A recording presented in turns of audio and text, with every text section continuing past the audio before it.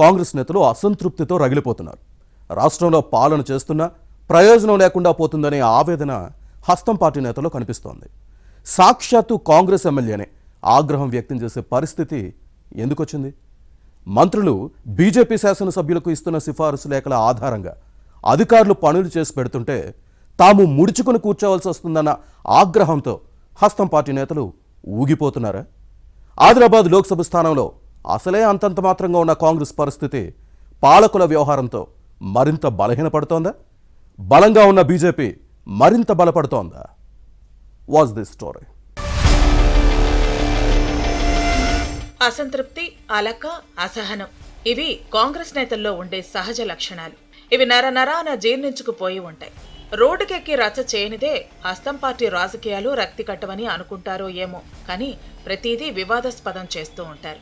Party programme అయినా, ఓటర్ల జాబితా ప్రత్యేక సమగ్ర సవరణపై అవగాహన కార్యక్రమం అయినా చర్చ జరగాలంటే రచ్చ చేయాలనుకుంటారు.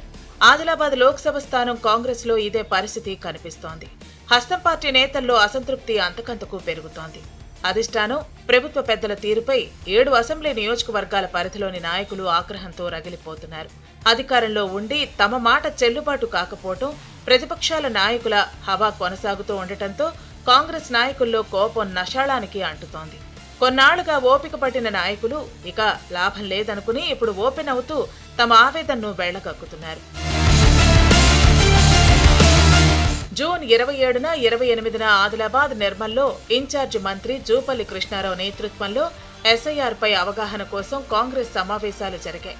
పార్లమెంటు స్థానంలోని ఏకైక కాంగ్రెస్ ఎమ్మెల్యే వెడ్మ బొజ్జు సహా డీసీసీ మాజీ అధ్యక్షుడు శ్రీహర్రావు, ఇతర నేతలు తమ అసంతృప్తిని బయటపెట్టారు. బీజేపీ శాసనసభ్యులకే మంత్రులు, అధికారులు ఎక్కువ ప్రాధాన్యత ఇస్తున్నారని ఖానాపూర్ కాంగ్రెస్ ఎమ్మెల్యే వెడ్మ బొజ్జు పటేల్ బహిరంగ వ్యాఖ్యలు చేశారు. కాంగ్రెస్ ప్రజాప్రతినిధిగా ఉన్న తనకే ఏం జరుగుతుందో తెలియటం లేదన్న బొజ్జు ఆవేదన రాజకీయాల్లో కలకలం సృష్టించింది. ఈ నేతకు అనూహ్య మద్దతు లభించింది. ఆవేదన ఎమ్మెల్యే ఒక్కరిదే కాదని కార్యకర్తలందరిదీ అన్న అభిప్రాయం వ్యక్తమైంది. రాష్ట్రంలో కాంగ్రెస్ ప్రభుత్వం అధికారంలో ఉన్న ఆదిలాబాద్ పార్లమెంటు స్థానంలో మాత్రం విపక్ష బీజేపీ ఎమ్మెల్యేలకే మంత్రులు, అధికారులు ఎక్కువ ప్రాధాన్యత ఇస్తున్నారని అసహనం వ్యక్తం చేస్తున్నారు. ప్రతిపక్ష ప్రజాప్రతినిధులకు మంత్రులు సిఫారసు లేఖలు ఇస్తున్నారని, జిల్లా అధికారులు పనులు చేసి పెడుతున్నారన్నది కాంగ్రెస్ నేతల మాట. తాము వెడితే మాత్రం ఎవరూ పట్టించుకోవటం లేదన్నది హస్తం పార్టీ నేతల ఆవేదన.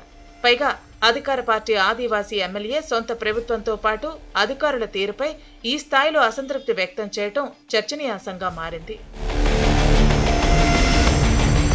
నిజానికి ఆదిలాబాద్ పార్లమెంటు స్థానంలో బీజేపీ బలంగా ఉంది. కమలానికి 4, బీఆర్ఎస్ కు 2 శాసనసభ్యులు ఉంటే కాంగ్రెస్ కు ఒకరే ఎమ్మెల్యే. శాసనసభ్యులు లేని చోట కాంగ్రెస్ ఇన్ఛార్జీలు యాక్టివ్గా పనిచేస్తున్నారు. పార్టీ పవర్లో ఉండటంతో సహజంగా హస్తం పార్టీ నేతల హవా కొనసాగాలి. కానీ ఇక్కడ మాత్రం ఉన్న ఏకైక ఎమ్మెల్యే సహా మిగతా నేతలెవరికీ పనులు జరగటం లేదంటారు. పైగా బీజేపీ శాసనసభ్యులు మంత్రులతో పాటు ప్రభుత్వ పెద్దలతో సన్నిహితంగా ఉంటూ పనులు చేయించుకుంటున్నారు. క్షేత్రస్థాయి కాంగ్రెస్ నాయకులకు ఇది పుండు మీద కారం చల్లినట్టు అవుతోంది.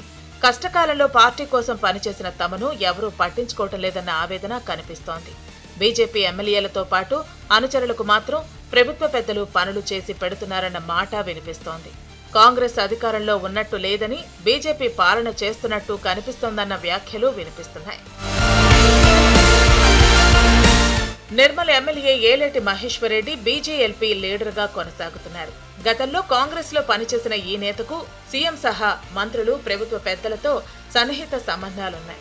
దీంతో బీజేఎల్పీ నేత పనులను చక్కబెట్టుకుంటున్నారు. ఆదిలాబాద్ ఎమ్మెల్యే పాయల్ శంకర్ శాసనసభలో పార్టీ డిప్యూటీ ఫ్లోర్ లీడర్ గా కొనసాగుతున్నారు. మాటకారి అయిన పాయల్ శంకర్ సీఎం రేవంత్ రెడ్డి సహా మంత్రుల దగ్గరకు ఏ సమయంలో అయినా వెళ్లగల నెట్వర్క్ ఏర్పాటు చేసుకుని పనులను చక్కబెట్టుకుంటున్నారు. అటు ముథోల్, సిర్పూర్ బీజేపీ ఎమ్మెల్యేలు రామారావు పటేల్, పాల్వాయి హరీష్ బాబు తమకున్న పరిచయాలతో పనులు చేసుకుంటున్నారు. విపక్ష శాసనసభ్యులకు ప్రాధాన్యత ఇవ్వడంలో తప్పు లేదు, కానీ తమను నిర్లక్ష్యం చేయటం తగదన్నది కాంగ్రెస్ నేతల మాట. వచ్చే అసెంబ్లీ ఎన్నికల నాటికి పార్టీ బలపడాలి అంటే అభివృద్ధి, సంక్షేమ కార్యక్రమాల్లో కాంగ్రెస్ నేతల భాగస్వామ్యం పెంచి ప్రోత్సహించాలి. కార్యకర్తలకు పనులు చేసి పెట్టాలి. ప్రభుత్వ పెద్దల మద్దతు ఉంటే జిల్లా స్థాయిలో అధికారులు ప్రాధాన్యత ఇస్తూ ఉంటారు. కానీ అలాంటిదేమీ లేకపోవడంతో ఆదిలాబాద్ పార్లమెంటు స్థానంలో హస్తం పార్టీ అస్తవ్యస్తంగా మారి గందరగోళం నెలకొందనే మాట వినిపిస్తోంది. పరిస్థితి ఇలాగే కొనసాగితే కాంగ్రెస్ పటిష్టం సంగతి దేవుడెరుగు. వచ్చే ఎన్నికల నాటికి ఉన్న నాయకులు బయటకు వెళ్లిపోయే ప్రమాదం ఉందని హెచ్చరిస్తున్నారు. ఆదిలాబాద్ పార్లమెంటు స్థానంలో కాంగ్రెస్ ను చక్కదిద్దేందుకు టీపీసీసీ ఎలాంటి చర్యలు తీసుకుంటుందో చూడాలి.